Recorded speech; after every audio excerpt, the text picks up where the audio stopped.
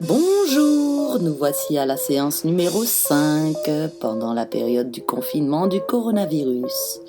Aujourd'hui sera une séance spéciale car techniquement je vous ai proposé une séance par semaine. Nous avons atteint 4 semaines, ce qui fait un mois, donc à partir de là, on va faire une sorte de transition avant de passer à l'étape supérieure dont je vous parlais à la séance 4. C'est pourquoi la séance numéro 5 sera dédiée au stretching. Pour travailler les muscles, il est clair qu'il faut les contracter, mais il faut savoir aussi apprendre à les étirer de manière à ce qu'ils contractent mieux par la suite. D'où le travail spécifique que nous allons faire là maintenant avec le travail de respiration. Je vous demande, avant de commencer, de faire votre échauffement s'il vous plaît. Comme d'habitude, il faut que le corps soit réveillé un minimum. Après l'échauffement, vous étirez la taille avec l'exercice des étirements des obliques. Puis nous allons étirer un petit peu la nuque en posant la main sur la tête et en l'inclinant sur le côté délicatement. Puis on passe de l'autre côté, on fait devant. Et là maintenant on est prêt à passer aux choses sérieuses. Normalement, un vrai cours de stretching dure entre 45 minutes et 1 heure. Donc c'est comme pour les cours de renforcement musculaire. Il faudra sélectionner les membres que nous voulons étirer. En premier, je choisis les bras, les membres supérieurs. Vous allez vous asseoir sur votre tapis, vous allez plier les genoux, vous allez poser les pieds parallèles, tranquillement. Vous allez mettre les mains derrière les fesses. Pour étirer les bras, nous allons basculer le bassin en avant, mais tout doucement. Il faut déjà que vous cherchiez votre emplacement, votre angle avec les pieds et le bassin. Quand vous penchez le bassin en avant, il faut que vous ressentiez votre limite. Attention au placement des épaules qui reste bien en bas. C'est ici que le travail commence. Vous allez expirer en même temps que vous cherchez à dépasser votre limite. Puis vous remontez en inspirant. Et vous recommencez. Mais attention, ce n'est pas une expiration. Et tu remontes. Là, je demande ce qu'on appelle une expiration forcée. Ça veut dire que vous inspirez bien comme il faut et quand vous êtes prêt, vous expirez jusqu'au bout.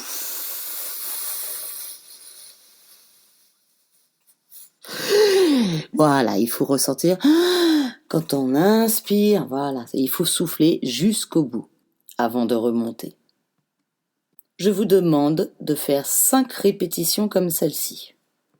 Une fois que vous les avez faites, la dernière, vous allez descendre, essayer de dépasser votre limite.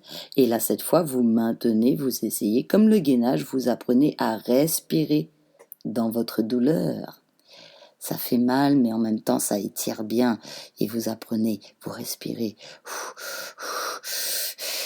Et là, je vous demande de tenir 30 secondes comme ça.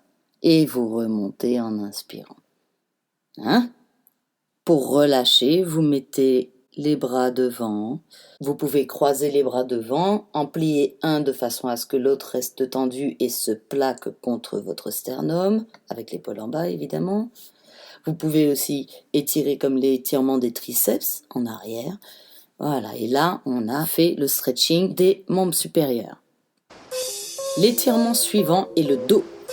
Je sais que nous avons des noms spécifiques pour des exercices dans notre monde sportif, mais j'aime bien aussi donner des petits surnoms à certains exercices. Et je trouve que c'est plus représentatif et plus marrant. Donc, je vais vous donner mes noms. Alors, l'exercice que j'appelle là, il s'appelle l'exercice Shiva. Pourquoi ? Parce que nous sommes assis et nous allons regrouper les pieds en pliant les genoux et on va les rapprocher le plus près de nos parties génitales. Effectivement, nous n'allons pas faire de la méditation, nous n'allons pas vraiment croiser les pieds, mais voilà, ça ressemble à la position, c'est pour ça que je l'appelle comme ça. Par contre, la petite différence que je vais rajouter au début, voilà, pour les sédentaires ou pour tout le monde, c'est que nous allons poser les mains derrière les fesses.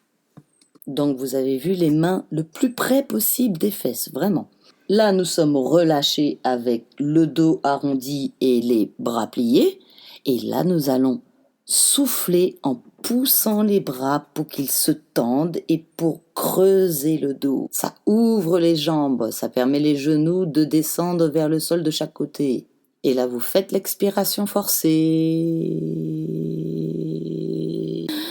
Et quand tu inspires, tu relâches, tu arrondis le dos à nouveau et tu replies les bras. Et tu recommences. En soufflant, tu tends les bras et tu creuses, tu creuses, tu creuses, tu creuses, tu creuses, tu creuses, tu creuses, tu creuses. Tu inspires. Comme pour l'exercice précédent, 5 fois. Ok ? Une fois que c'est fait, là maintenant, vous allez appuyer de toutes vos forces et là, vous allez rester 30 secondes avec le dos creux, les bras tendus, les épaules en bas, les pieds bien rapprochés au niveau des parties génitales, les genoux vers l'extérieur. Et après, vous relâchez. Après cet exercice, vous pouvez passer à 4 pattes, puis poser les fesses sur les talons pour étirer le dos tranquillement. Le dernier exercice de stretching que je vais vous proposer sera pour les ischio-jambiers. Étant donné que vous venez de travailler le dos, cet exercice est vraiment adéquat pour la suite.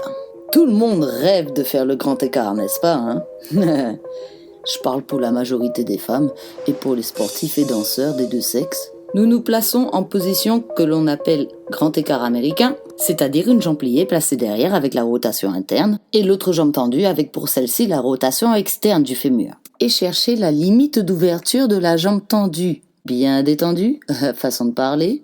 Vous voyez bien votre cheville et vos orteils aller vers l'extérieur. Le plus délicat à faire est de placer le buste face à la jambe. Pour cela, vous allez placer une main de chaque côté de la jambe tendue. Gardez les bras bien tendus également. Et là, vous allez chercher à creuser le dos à nouveau.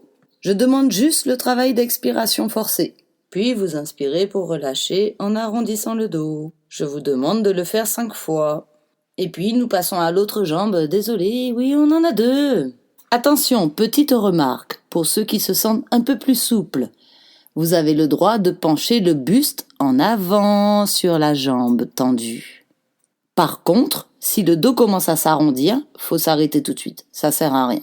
Ok, je tenais à préciser ça pour certains, car il y en a qui pensent qu'ils sont souples, mais quand il s'agit de faire les vrais mouvements, ben non. Une fois que tu es bien placé comme ça avec le dos creux, je peux t'assurer que t'as pas besoin de faire plus et tu le sens déjà. Après, oui, cherche. Et puis voilà, la séance stretch pour cette séance numéro 5 est terminée. Vous pouvez réutiliser des exercices d'étirement que nous avons déjà fait pour étirer les obliques sur le sol petit à petit, pour étirer le dos, les fesses sur les talons et pour remonter tout doucement petit à petit, pour étirer les bras, etc. Mais voilà, vous avez compris la différence entre un cours de stretching et des étirements après un cours de renforcement musculaire. Je vous ai expliqué aussi que vous pouviez faire 5 minutes d'échauffement avant de faire ce cours. Mais c'est encore mieux si vous le faites après une des séances de cours de renforcement musculaire et cardiovasculaire que je vous ai donné avant. Pourquoi ? Parce que tous vos muscles sont bien chauds, ils ont déjà bien travaillé et c'est justement le moment de dépasser leur limite d'étirement afin qu'ils puissent acquérir de l'élasticité pour mieux contracter pour la suite. Et il faut du repos, évidemment. Parce que s'il n'y a pas de repos, le muscle ne peut pas se renforcer et se rééduquer comme il faut. Et se soigner comme il faut. Et je ne sais plus quel mot. En tout cas, voilà, je vous souhaite une bonne semaine, les amis. Vous pouvez mélanger, je vous ai expliqué comment faire. Et puis, la 6e semaine de confinement, vous allez passer à l'étape supérieure. Voilà, je vous souhaite bon courage. Et je vous dis au revoir!